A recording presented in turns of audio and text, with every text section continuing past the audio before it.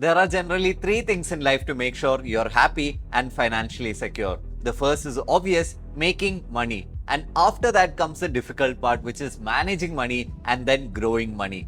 I know all of you will be in the rat race of making money in your life, but how many of you focus on managing your money? And the first step to managing your money is to understand where your money is coming from and where you're spending money. This is called as budgeting your life. I know a lot of friends, my own friends here in Bangalore, who are working in really big companies and earning big fat paychecks. But at the end of the month, their bank balances are zero and their credit card bills are full. Why do you think this happens? Because their expenses are more than their income. Correct? Back in 2014, a very small study was conducted by Wells Fargo, which is a very large bank in the US. So the study found out that 44% of people interviewed, they found it very much more difficult to talk about personal finances to other people than to talk about religion, politics, or even anything else. And in the same country, 77% of people are anxious about their financial health. And I assume this is the same case in India as well. So people are worried, they're anxious, but they do not have anyone to talk to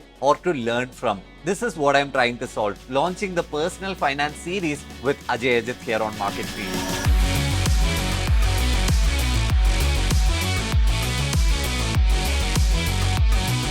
A series of videos on various topics which will help you understand your finances and plan your future better. But what is personal finance management? Simply put, it is the art of managing your money in such a way that you achieve your financial goals while also securing your future. And I would summarize it even further. Watch what you spend and save what you're able to. And the first step to do that, as we said earlier, it is to create a budget. Understand where the money is flowing in your life, both inwards and outwards, so that you have full clarity, you have a full picture, and this will help you take informed decisions in your life. So welcome to the first video on MarketFeed's personal finance series with yours truly Ajay Ajit. Here we'll be talking about budgeting. Budget is like a roadmap. Even countries, states, and even corporations, small corporations also have a budget. Budgeting is not about restrictions, it is about empowerment. So here we'll use a simple tool, a Google Sheet, to help us through this process, but you can use a pen and paper also if you want. So let's get into the spreadsheet here. It's a simple financial planner on an Excel or a Google Sheet which can help you sort out your personal finances.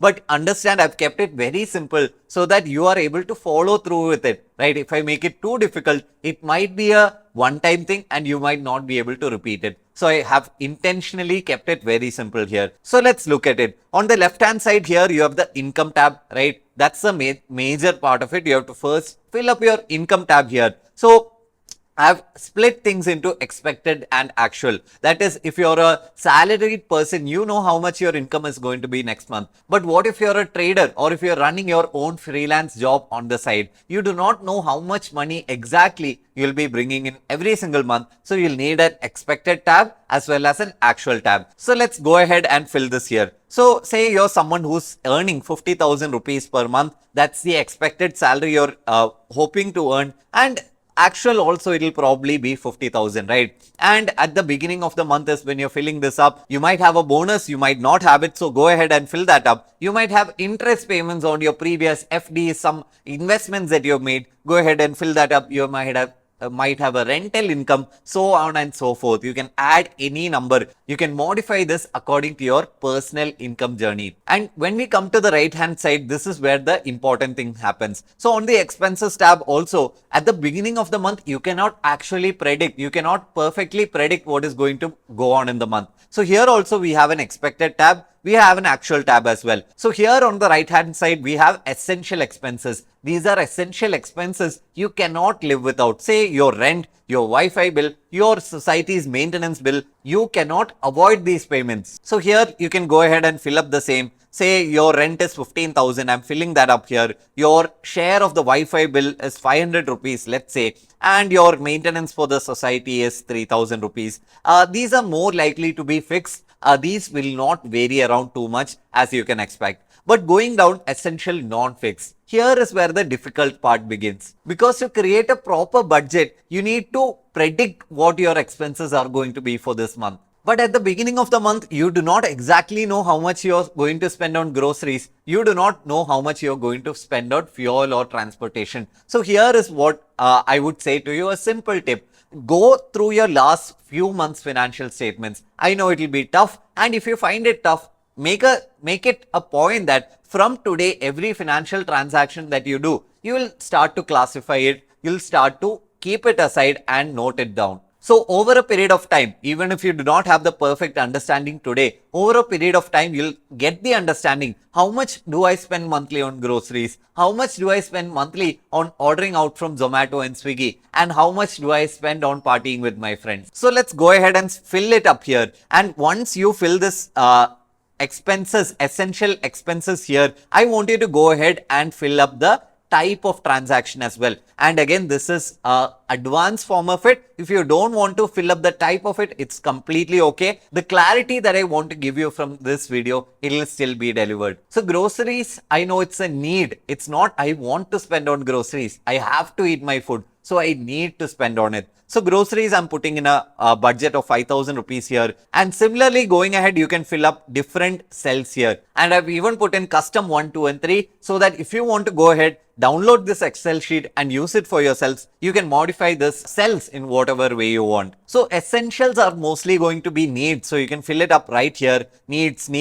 So say fuel and transportation, I'm spending 5,000 rupees every single month. So for home expenses, let's say I'm going to be spending another 3,000 rupees every month. So if you have a pet, you can go ahead and fill up how much money you're spending on the pet for its food, for its grooming and everything, and so on and so forth.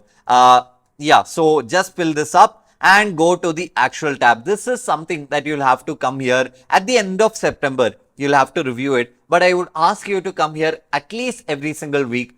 Spend at least 15 minutes of your every week. You can block it out on your calendar if you want, and go ahead and review this. Add the actual values that you have spent up till that date. This will give you a lot of clarity. Trust me, that 15 minutes will contribute to a lot of value in your life. And one thing that this budget will enable you is that you might have this thought, hey, I'm spending, let's say 3,000 rupees every single month on ordering out through Zomato or Swiggy. But then when you go through, or when you go ahead with your life, you might actually understand that you're spending 5,000 rupees instead, right? So there's a budget mismatch. So either you'll have to learn how to reduce your expenses or to budget for this beforehand itself. Why not put the expected value of 5,000 itself if you can afford it? So here, let's say at the end of the month, you come and review this and you see that you've spent more on house parties, right? So just enter that value. It is completely okay, and fill up the type of transaction as a want, right? Because you're basically spending this to find happiness. It's not essential. Without this, you might not cease to exist as a human being. But these are some things that are part of life that you definitely have to incorporate.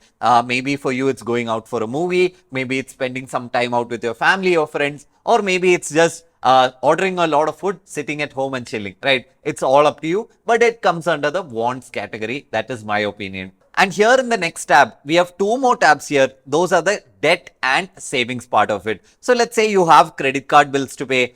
You might have a certain educational loan to pay. You might have a home loan to pay. So come ahead, fill all that up and select the type as debt. So go ahead and fill that up. In my case, I want to spend or I want to keep aside out of this 50,000 salary that we have kept here. Let's say I want to keep aside 10,000 rupees every single month into mutual funds. And FD, I'm just writing FD here. You can modify it into anything that you want. Let's say you want to spend or keep aside 2,000 rupees from your monthly income into an FD as well. So you can go ahead and put the type as savings here. Now, do you see any problem here? Because at the end of the day, you're spending your summary, as you can see here, you're spending, including your investments, you want to spend 57,000 rupees every single month, but you have a total income of only 50,000. Now, what can you do? So it is very obvious here, right? Either you can look at increasing your income, ways to increase your income. You might have to find a new job. You might have to find a new side income. You might have to do a lot of freelancing work, but fill that all up in the left hand side and maybe your income might increase. Also, there is a possibility that you cannot do this. It is not under your control, or you cannot immediately increase your income. So in that case, you might have to, or you will have to decrease your expenses. This is going to be a tough part for many, but I hope that this sheet will give you the enough clarity to do so. Imagine you are a professionally run company. That's what I try to say to a lot of people. You would have your statement of accounts, you would have your balance sheet where you know everything about your assets, your liabilities, how much your income sheet as well, where you know how much you're earning, and probably in your expenses tab, you know how much you're spending. Why not try to incorporate it into your own life? It's not that difficult as you might think. Once you get the hang of it, you can easily go ahead and continue this routine throughout your life. So here you might ask, hey, how much am I supposed to put into my needs, wants, and my savings? So I'll give you a thumb rule here. It is a 50-30-20 rule. So it's the thumb rule says that 50% of your income should go into your needs, 30% of your income should go into your wants, and 20% of your income should go into savings as well as repaying your debt. But I'll say that it is maybe not for everyone. Say you are someone with a huge educational loan debt, you might have to move ahead with reducing your needs or wants and move ahead with spending more on your debt. And say you're someone with a huge salary or a huge income every single month, your needs might be considerably lower and your wants and your investments might be much more in your life. So that is okay. So you can come here, you can modify this according to your need, and you'll get how much budget every single month you should be allocating according to this thumb rule. So for this person, the budget that he should be allocating to his needs is 25,000 rupees. But you can see that he's overspending by 8,500 rupees by the negative sign here. So this person would have to reduce his living expenses so that he can bring his needs under control. But yeah, you can see that this person intelligently has cut back on his wants, because wants there is considerably more budget to use. So budget has flowed in from his wants to his needs, right? And savings also, he should ideally be saving only 10,000 rupees according to this thumb rule, but then he's saving more, which is a good thing, I would say. So as long as you understand the idea that the more you earn, the more your salary grows, or more your income through various sources grow, the more you should be putting money into savings, it'll all be fine. I would also love to see each and every single one of you putting some money into self-improvement as well. That is something that finds you happiness and something that can upskill you for your career or for your alternate freelancing income. So going back to the initial thing that I said, which is a budget, maintaining and reviewing a budget is all not about restrictions. It is all about empowerment. And I would not say it is easy. Even for me, I was spending considerably more on things which I didn't know of. Let's say for eating out or going out with my friends, I thought I was spending this amount, but when I saw the actual amount that I was spending, even I was surprised. I was like, hey, okay, this shouldn't be the case. I should take control of my financial future. And here I am. This is the budget sheet which I have personally made for myself, and here I am sharing it with you as well. And one more thing here, you'll have to think of the real cost of savings as well. So in my example, let's say I'm spending 20,000 rupees on going out with my friends, eating out, dining out, everything, right? And I wanted to bring down that expense, and I wanted to bring it down to 15,000 rupees. Let's say it is an example. So here on the other side, I do not want to let go of all my fun. I want to bring my friends home still.